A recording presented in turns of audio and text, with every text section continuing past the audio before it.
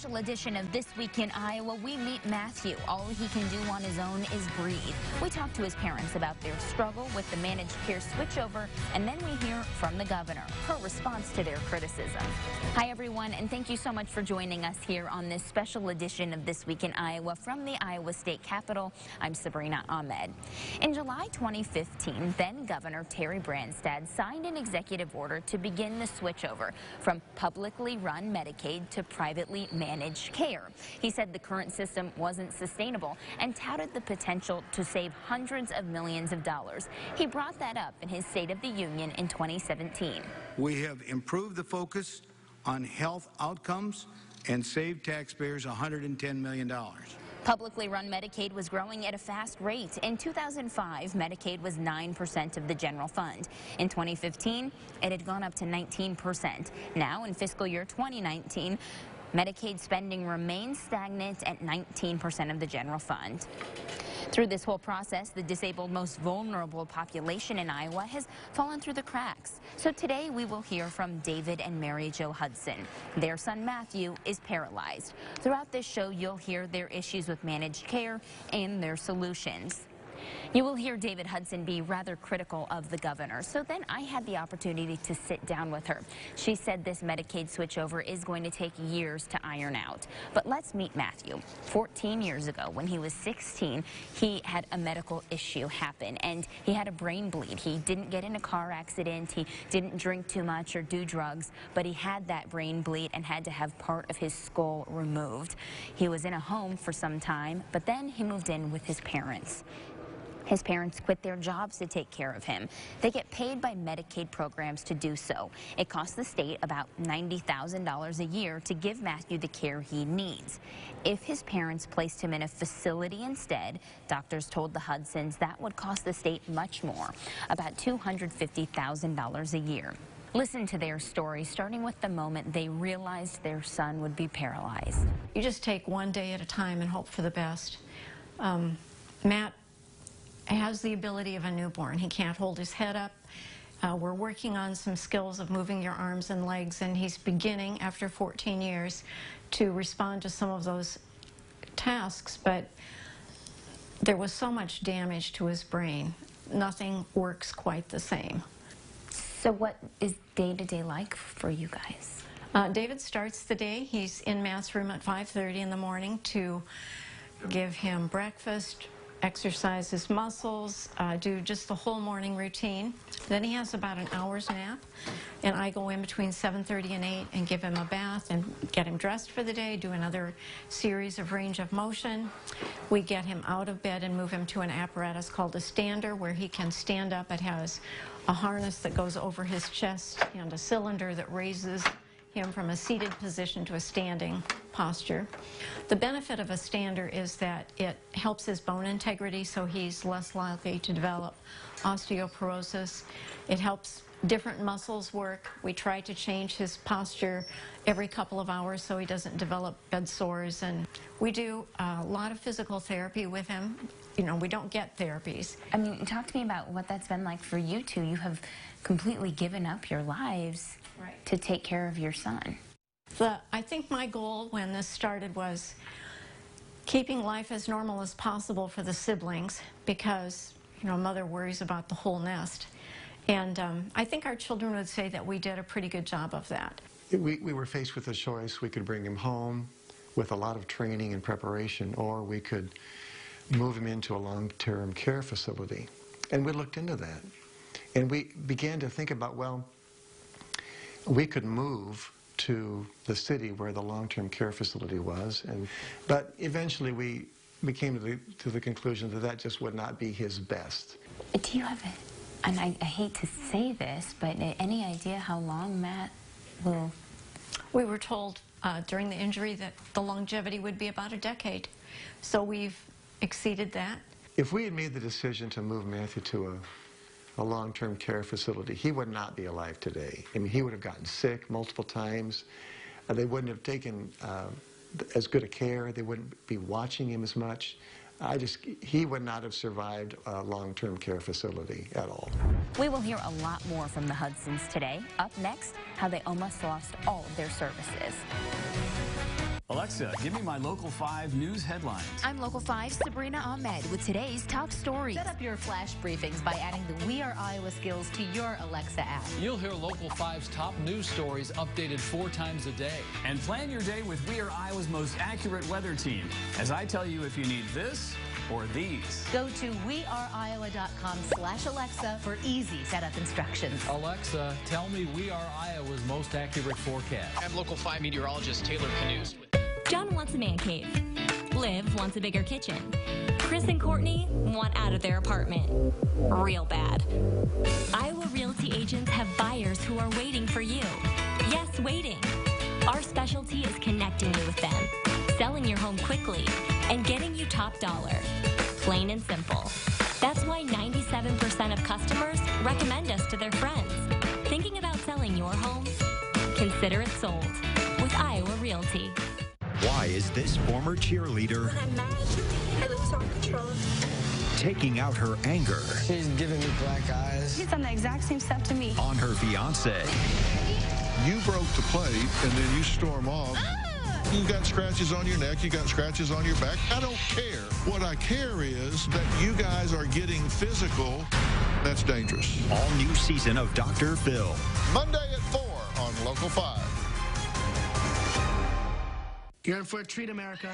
This fall, it's Friday night. TGIF is on its way back.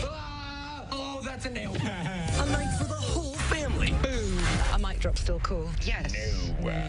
Chock full of fun. $100,000. And overflowing with funny. You really think you're going to marry Christy Yamaguchi? Yeah, after I play the field a little first.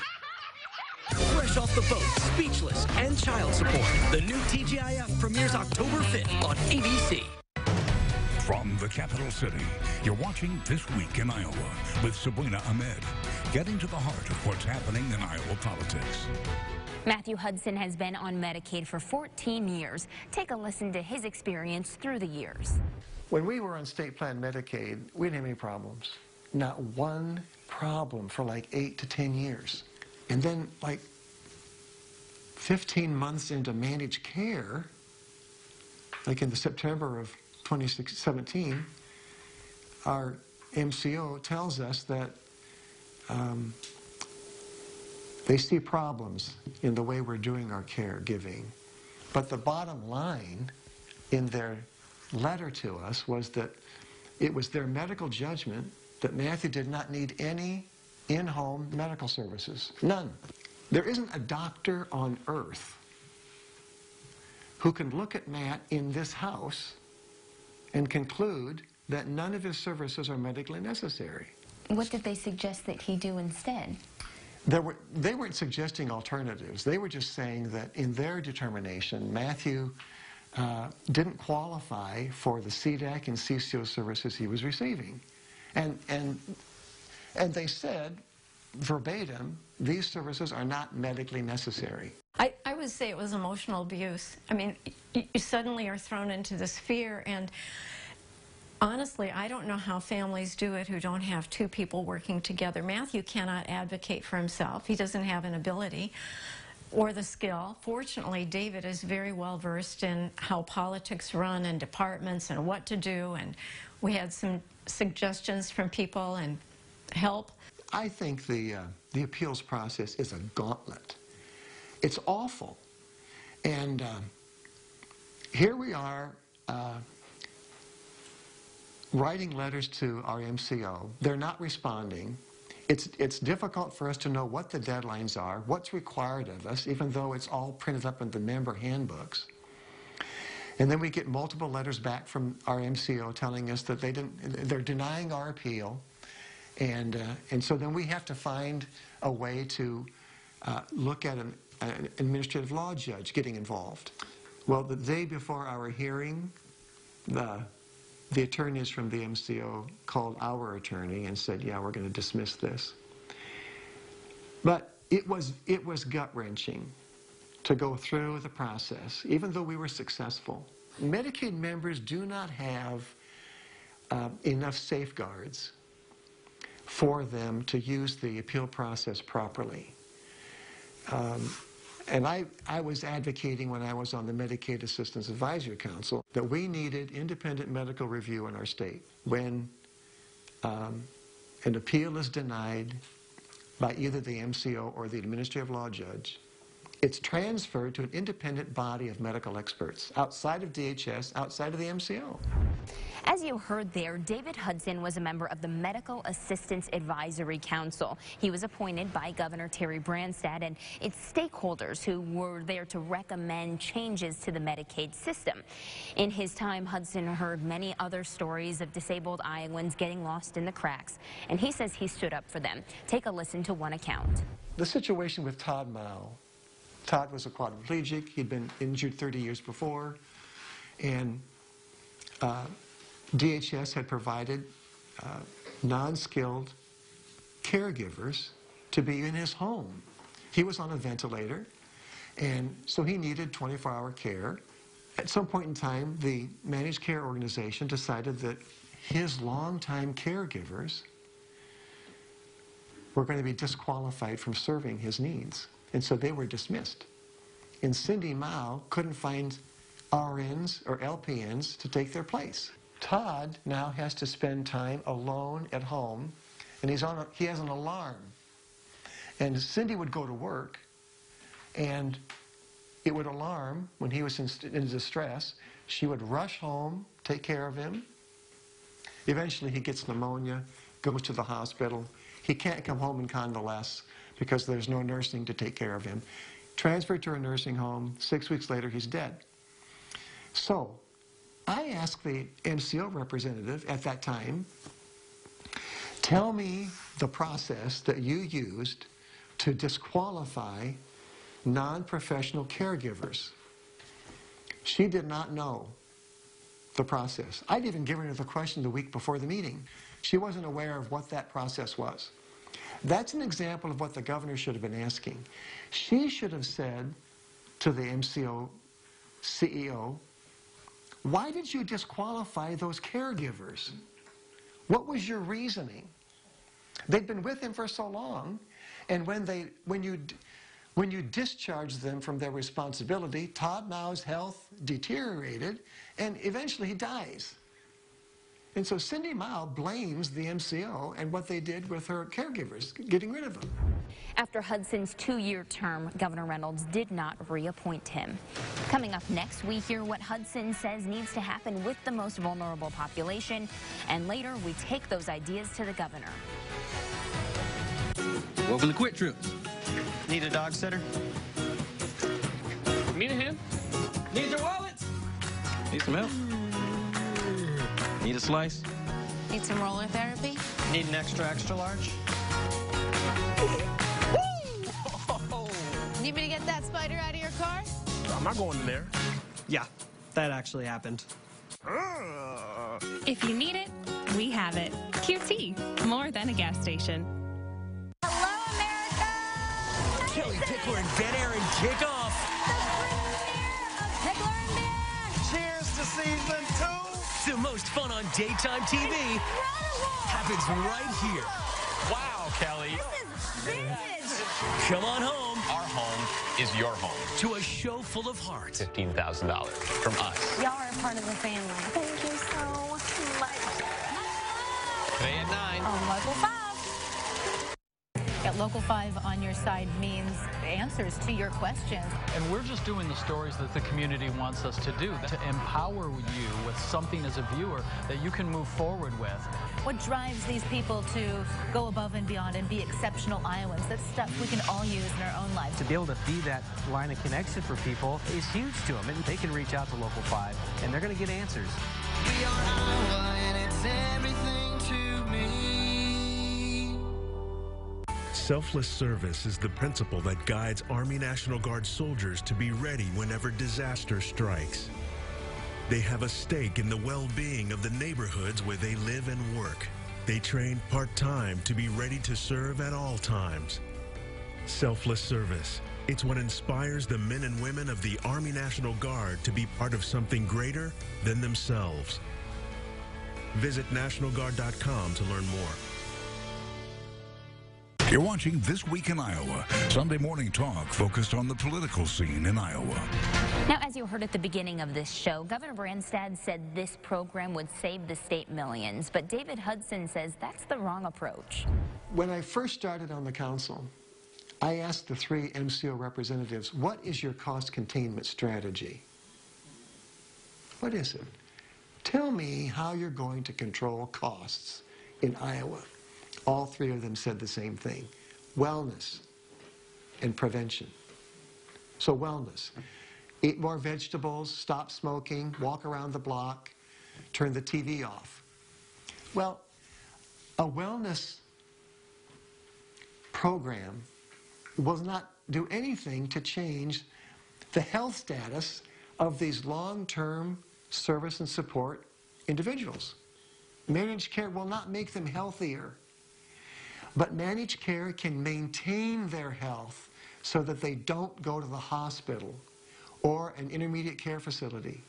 That should be their goal. Their goal should be, let's keep Matthew healthy at home. Not, let's find out ways that we can reduce Matt's services so he doesn't cost so much. That's the #1 problem we have in managed care, is that the governor and the legislature want to believe that the managed care organizations can save the state hundreds of millions of dollars, and they will not. It's not possible. It hasn't happened in any other state in the country. Do you think they need to go back under state-run Medicaid, or do they need to have their own type of managed care? I don't think any part of fee-for-service needs to be resurrected. It didn't work before, it won't work now. So I think the individuals that the frail elderly and the profoundly disabled that need extra care, more services, they need to be carved out of our current Medicaid structure, and they need to be put into a hybrid system. Let's call it managed fee-for-service. It's a hybrid service where a managed care organization handles all the administrative and management aspects of their care, but they don't manage the medical judgments that need to be made about their care. Somebody else will do that. Perhaps the DHS, the state, will go back to being a part of the medical review process. After we spoke to David Hudson and his family and we reached out to the governor for her response, she actually called Hudson. They sat down in her office and he was able to share his concerns with her personally. Then I sat down with her. That interview next.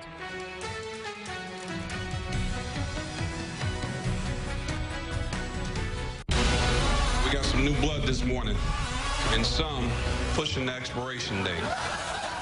Officer Bishop, you get to ride with the 40-year-old rookie. Show me what you got.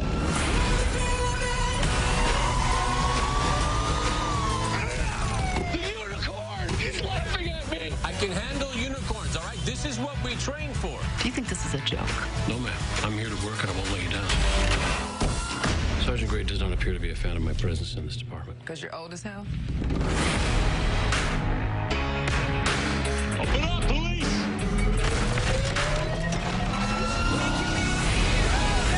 I thought I had to become someone else to do this job, that who I was before wasn't good enough. I was wrong. You tired, Officer Nolan? No, ma'am. Good, because we got 8 hours left on our shift. The Rookie premieres Tuesday, October 16th on ABC. Why is this former cheerleader When I'm mad, I lose all control. taking out her anger She's giving me black eyes. She's done the exact same stuff to me. on her fiance?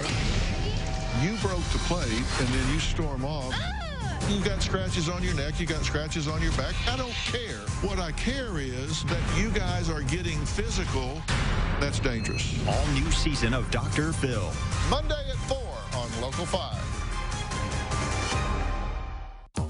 This station strives to provide quality children's television programming and endeavors to meet the children's television requirements set by the FCC and the Children's Television Act of 1990. We prepare a quarterly children's television report describing each program we broadcast. We invite the public to read this report during regular business hours and comment on the educational and informational needs of children in our community. Thank you. You're watching This Week in Iowa, Sunday morning talk focused on the political scene in Iowa. Governor Reynolds says the transition to managed care had to happen because the old system was not sustainable. But she admits that as they created this new program, there are growing pains. And when she took leadership in the governor's office, she knew that some things had to change. So she started at the top, and that's when she hired now Director of DHS, Jerry Foxhoven. When I brought Director Foxhoven in, I sat down with Jerry and I said, one of the first things I want you to do is I want you to, as a new set of eyes, take a look at this system. And I need you to tell me, is this the direction that we need to continue to go? Or do we need to take a look at doing something different? Director Foxhoven said that he believed that this was the right way to go, that we should continue with managed care. But we also acknowledged with that conversation that there were some significant changes that needed to be made. What would you say is the goal of managed care?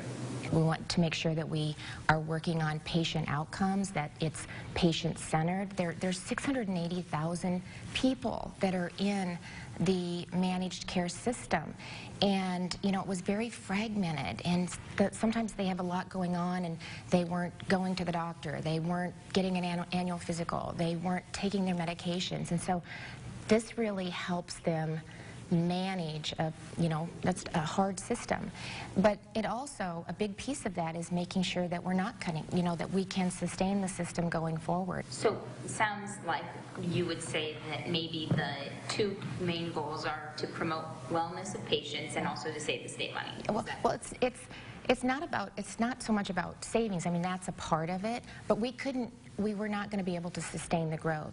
But managed care is still growing at quite a high rate. Well, it is, but it's sustainable. So what we did, some of the other things that we did to address some of the concerns is we brought in a new actuary, and the good news is with the recommendations that they gave us for the new contracts is that for the first time it's actually based on actual experiences. So remember, we're only 2 years into the system, and so we were projecting what those costs would be, and now we actually have been able to base it on actual experiences. And so they've said to us, this is what you need to be able to provide the services to Iowans and to those most vulnerable people that are counting on these services. Let's talk about the appeals process. Yeah. David Hudson called it the gauntlet. So what are you doing to make that appeals process easier for patients? Well, it's not acceptable, and this is one of the things that we talked about when I sat down with David. I said, share with me what some of your concerns are, and this was one of the issues that he brought up. And even when I've heard some of the stories and what they've gone through, and I've said to my team and to Director Foxhoven, this is not acceptable. We need to look at a way to streamline the process to make sure that everybody feels that they've been heard, and that and there's a fair process in place, and it needs to be streamlined. So David is actually sending us some information, and we'll be taking a look at what some of his recommendations are. Would you consider putting in place an independent medical review board if what happens with the administrative law judge doesn't turn out in the favor of the patient? Yeah, we take a look at that. So some of those concerns we actually were able to address in the contract negotiations. The legislature last year also put in some additional oversight provisions, timeliness on payments, and so again, and that was a reflection of what we heard as we checked with people to see how the system was working. So that would be something that we'd be willing to take a look at. What other possibilities are you considering, if not the independent medical review board? What else are you? Well, Sabrina, I don't know. We need to sit down with the team. I mean, we've got people in place that will review that. We'll sit down, we'll take a look at what they're asking for, and then we'll take a look at what we can do, and then you circle back and say, this is where I think we're at, and then, they respond. So that's something that, that's part of the conversation, and that's part of what you do when you're reviewing a system, to look again where some of the gaps are, where there's opportunities for us to do it better. Of course, with this disabled population, as you've mentioned, and nothing's perfect, nothing's going to be perfect. It's going to take a long time before it gets to the point of, I think, where everyone feels comfortable with it, I'm sure. Yeah. But have you considered, while keeping them under managed care, putting the LTSS population under a different type of managed care so that they have access to things like more things than just getting a physical? Well, so it's kind of a step-by-step process. Number one, we want to make sure that I can sustain this program, it's stabilized, and I can assure parents that their loved one is going to continue to get the care that they deserve. And I've taken several steps just over the last year to really put the system in a better place, whether that's new leadership, an actuary, bringing in another provider, making sure that we put the resources that we need to put into the system so that Iowans get the services that they need. So let's take a look at how that works and what that's able to impact the system, and then we'll continue to look at that. So that needs to be part of the discussion going forward, and I'm sure it will be. And it has been with the legislature has talked about that. So we'll continue to work with them and continue to look at what that may look like. You're watching a special edition of This Week in Iowa. Stick with us. You're not going to believe this. John killed himself. People always assume John, Gary, Rome, and I went to college together. And the real way we met, we got stuck on an elevator. In that decade, a couple of us got married. I love you. One of us beat cancer. It's in line with what I was expecting. Suspense is killing me. Is anything else killing me? And one of us got sober. Hi, Daddy. Oh, hey, bud. Part of me keeps thinking that at any moment, John is going to come barreling through those doors right there. Wow. Sorry. That was perfect. I had no idea that he was depressed. You want to know why? Because we don't talk. I bet you two don't even know what color my eyes are. How could I not know? How could I not see it? This doesn't make any sense. This is John. Perfect John. He should be here.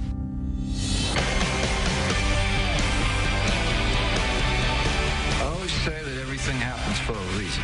Sometimes what happens is terrible, but as bad as this seems, there is good, and you will find it. I promise. A Million Little Things. A new drama. Wednesday, September 26th on ABC. For the record, Gary, your eyes are hazel, and they're magnificent. Accuracy means tracking the story. We do a good job of breaking it down and showing people what they can expect. It is so important to not only let you know what's happening at the moment, but to track out what's going to happen in the future. When exactly, at what time is it going to reach your neighborhood with every impact from hail to damaging winds and, of course, tornadoes. We give the information that's needed and we give it accurately. And I think people really appreciate that. We are Iowa and it's everything to me. Thank you so much for joining us here for this special edition of This Week in Iowa from the Iowa State Capitol. We hope to see you again next Sunday.